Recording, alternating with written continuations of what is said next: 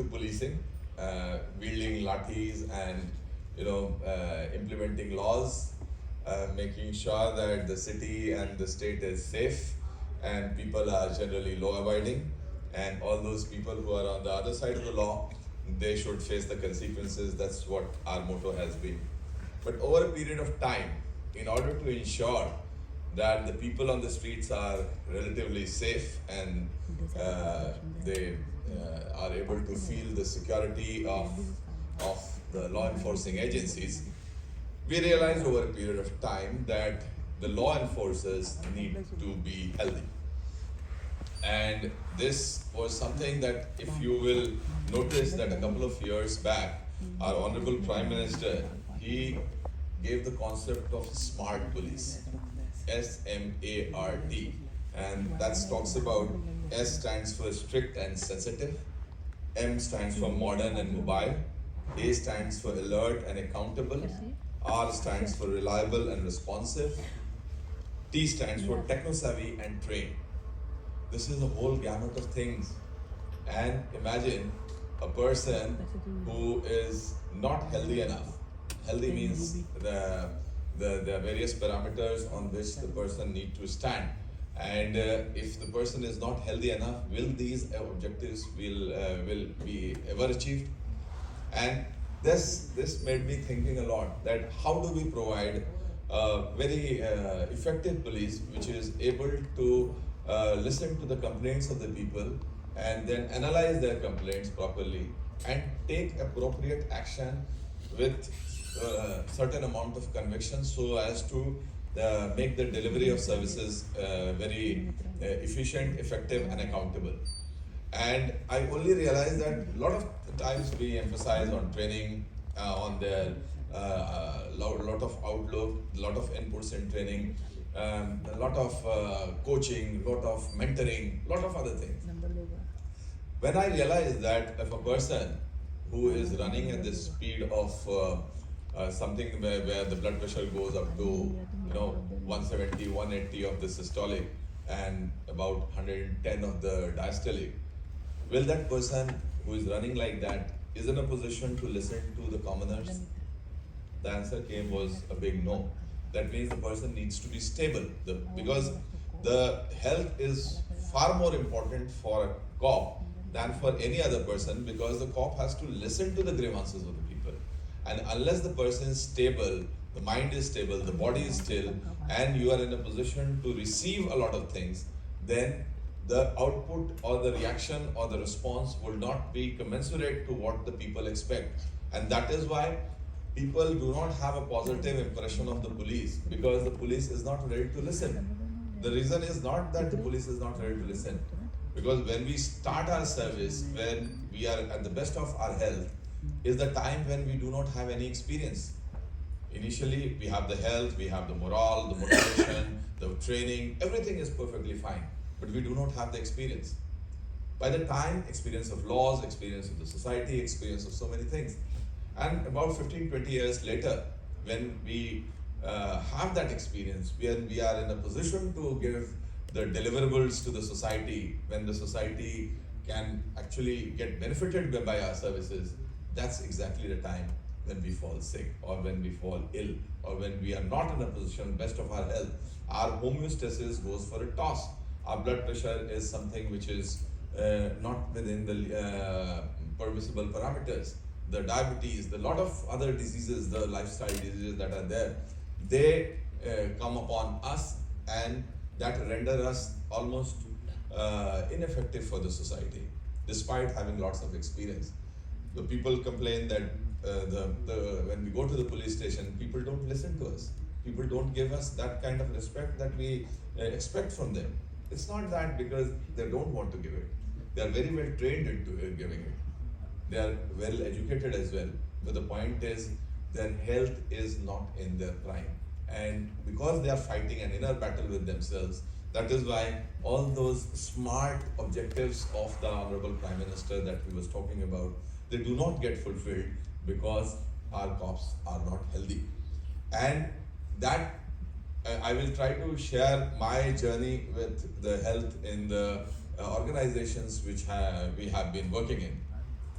I'll tell you a very good story about Arthur Road Jail. I was Inspector General of Police for the prison as well, and the Arthur Road Jail. A lot of people must be knowing. Those who are not from India, the Arthur Road Jail is the same where that international terrorist Kasab who had come to India with the intent of firing and had created havoc. He was kept there. He was not hanged there, but he was kept there, he was tried there. So it's a very famous jail, and it's also very famous in the sense that it is world's most crowded jail. That means if it has a legal capacity of 900 inmates, and at a time, somewhere between 3,000 to 4,000 people, inmates, they live there. So it's a very overcrowded jail. And during the COVID times, COVID outbreak took place in the Arthur Road jail, and the government decided, Honorable Chief Minister at that point of time, he decided that these fellows should be taken out of the jail and should be treated accordingly. That was in May 2020. But once they were taken out and they were put there in outside, somewhere in the city limits, then the people there protested that at the end of the day, they are criminals, and you cannot put criminals just next to us and treat them. So finally, due to the pressure from the people, these prisoners were brought back, and then instruction was issued that even if some protocols are missed or some casualties happen, we have to treat them inside the jail, and the jail was heavily crowded. So what we did was that we carved out a barrack for them, and about 200 people were infected with COVID at that point of time, and they had heavy comorbidities as well. Some of them had systolics beyond 200, systolic blood pressure beyond 200. The diabetes was more than 600 milligram per deciliter, that is in the common language more than 600. Quite a lot of them had bypass surgeries also, and a whole lot of the gamut of comorbidities were present there. And it was expected that at least 10 to 15 people, we will be losing them out. And then we started with this experiment of the following of ICMR guidelines, Indian Council of Medical Research, and also because we wanted to minimize the losses, we started with the paradigm of not chasing the virus but chasing the comorbidity. And we started with the naturopathy concept of giving them sunlight exposure so that the vitamin D component becomes increased. Also to clear their colons by giving them lots of roughages, that is the salads and other things. So naturopathy concepts were merged along with the ICMR guidelines, and you will be very happy to know that Arthur Road Jail, although we were expecting about 10 to 15 casualties in that point of time, but the good news is that we had zero casualty, no casualty at all. So, and the same thing, after that I became Commissioner of Police of Nasik City, and there we did the same experiment, and there we treated about more than 1,000 people, obviously cops as well as their near and dear ones, the families, and again our success rate was 100%. So the point is, or what I want to emphasize is that if you want to go for a holistic kind of a treatment, then all the pathies put together, they provide you that kind of an alternative. I will try to give you an example, the way I look at all the pathies. Basically, the one which comes from the Ayush, that is the Ayurveda, Unani, Siddha, homeopathy, naturopathy, and also the allopathy. Probably most of you might be knowing or may not be knowing the name allopathy was given by somebody who is the father of homeopathy. He said this is homeopathy and this is allopathy, this modern science, that medical science that we talk about. So all these things, they are all brothers. They are all brothers, and I will like to give you an example and to make the things clear.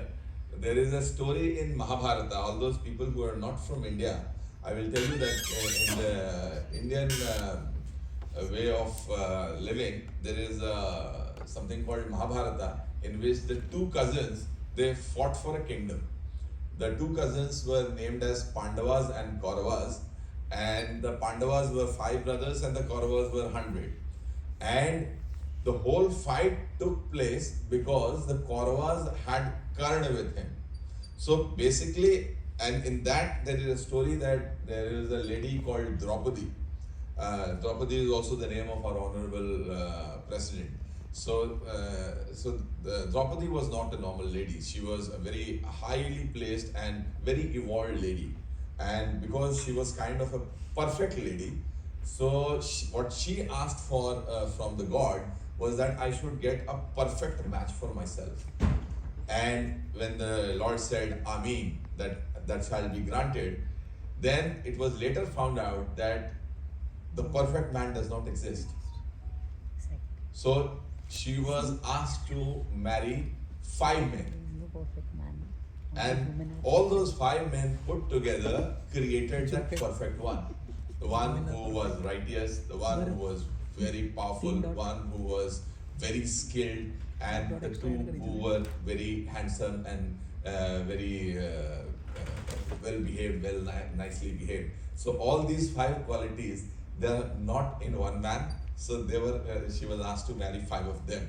So similarly, and they also had a brother as well, who also wanted to take part in that ceremony, but he was prohibited. He was called Karn. Karn was the brother of Pandavas, but never admitted into that.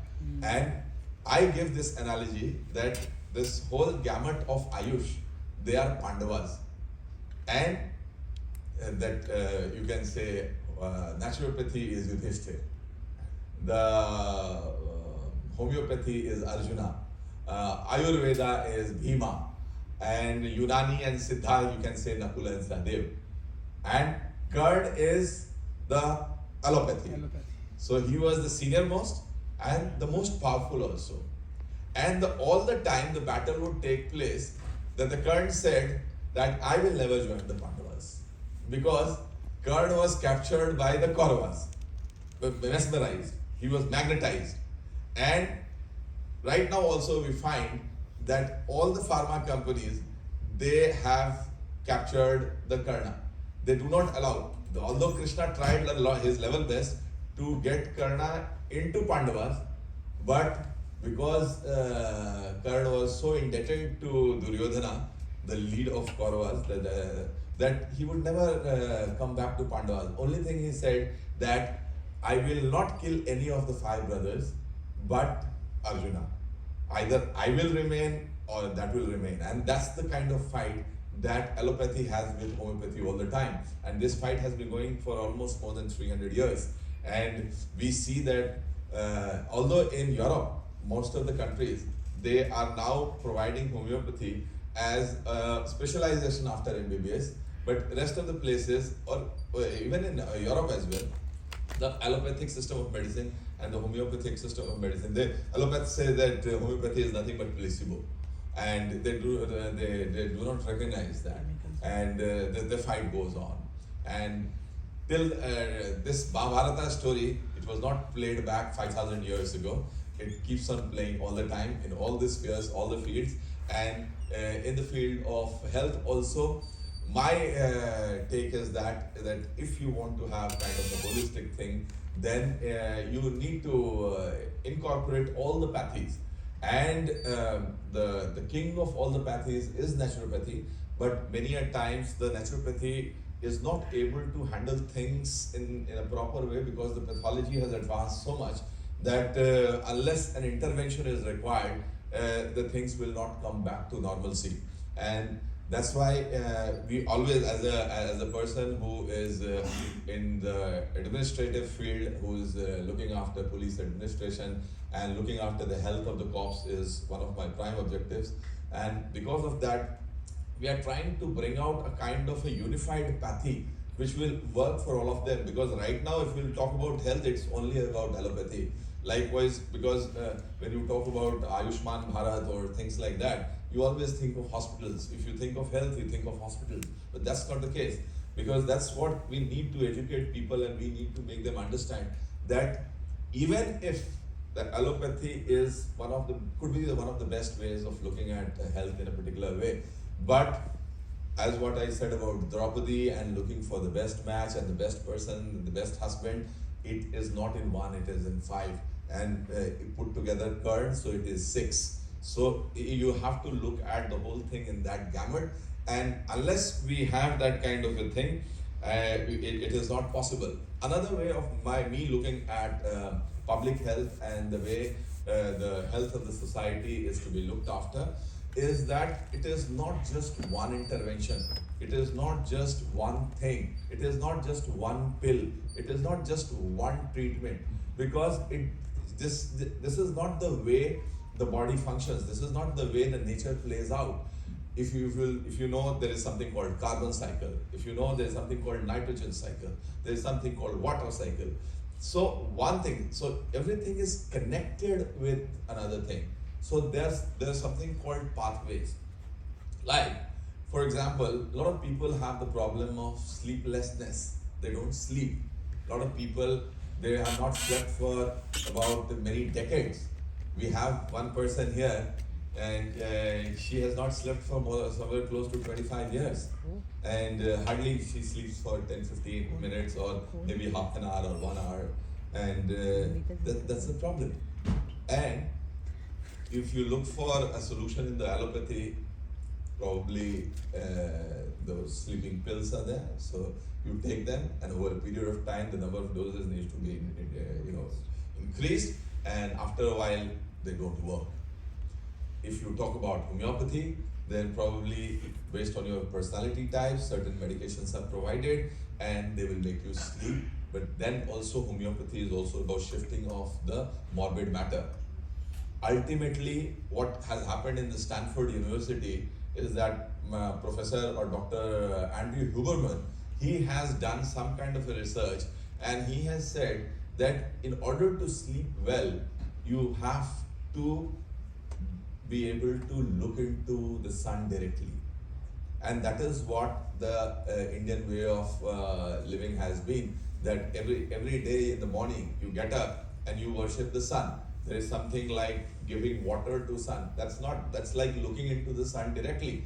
And that's because there is a pathway. That pathway is created, that the sun rays, they come and they go through your eyes, and there in the occipital lobe, they hit the optical nerve. From there, they go to pituitary gland. From the pituitary gland, one set of neurotransmitters, they go to adrenal gland, and they make your blood pressure, the sugar, they spike that so that you have that energy to work for the entire day. And the other neurotransmitter that goes out in the pineal gland, and that sets an alarm for 16 hours. So when you see the sun in the morning, when the sun is low, maybe within half an hour to 45 minutes of the sunrise, and at that point of time, there is an automatic clock that is reset in the brain, that after 16 hours, you will fall asleep automatically.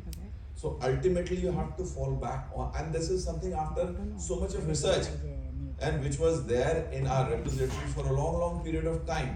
This is a part of our tradition, that once you get up in the morning and you offer that. So basically, what my conjecture here is, or what my premise here is, that there is no single pill, there is no single treatment, there is a path, there is a pathway, and you have to, and those pathways are interconnected.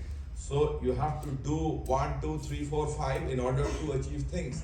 Like there is a famous shloka in Sanskrit.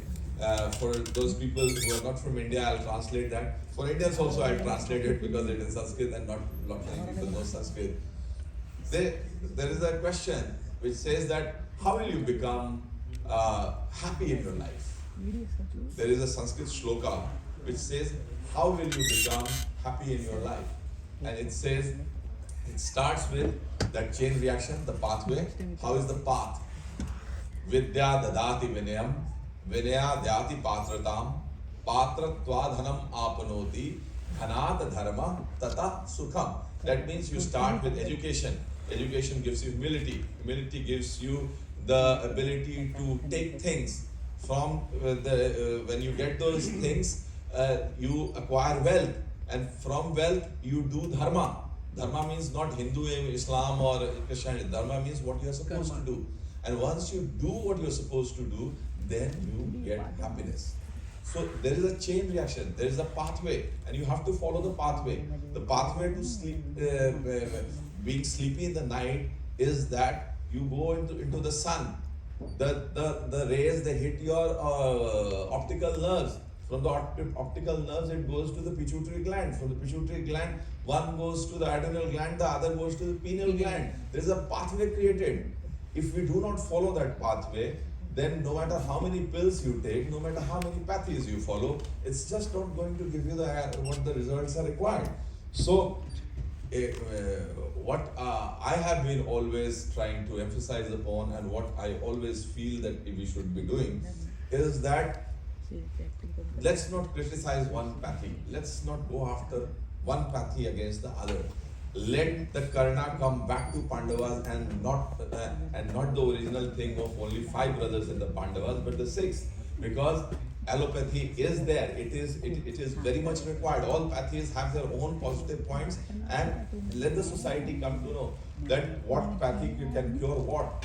So if that kind of education goes into society, like right now our entire healthcare system is heavily loaded towards allopathy. Now for a country like India, which has a population of 140 crores, now for that kind of a population, do you have that kind of the infrastructure and the other things in the allopathic system of medicine which can cater to the entire population of India? It's just not possible.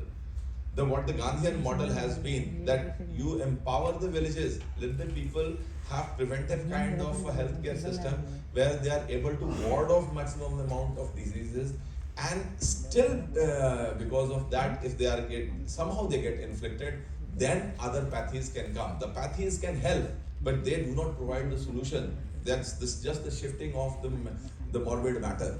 So this is how I have been looking at things. I am very hopeful that with the about 2,25,000 police force that we have, we need to just, because we believe in human resource, and once we are able to take care of the police that is there, and once they are very healthy and they are in a position to listen to people's complaints, it's that future is not very far off when we'll have a kind of police that people love, a kind of police which listens to people, and where the society and the police is in sync with each other. I am ready to face any of your questions that may come forward, because I have my own ways of looking at things, and this is the way I have been looking at things, and by God's grace I have been fairly successful in whatever limited way I have been exposed to these systems of medicine and their impact on that. In fact, the entire study that we did, that was published in the Journal of India's National Institute of Naturopathy in the year 2021, and that was co-authored by an allopathic doctor and Ayurvedic doctor along with me. So this is a success story for us, and where all the pathies, they don't fight with each other, they come into one fold, and my job is to make sure that we kind of reconcile all the pathies and let them come together on one platform, because ultimate goal is Vasudhaiva Kutumbakam, that the entire world is one, and the disease-free mankind. And with this, I conclude by everything, and I'm open to any of your questions if you have any. Thank you very much.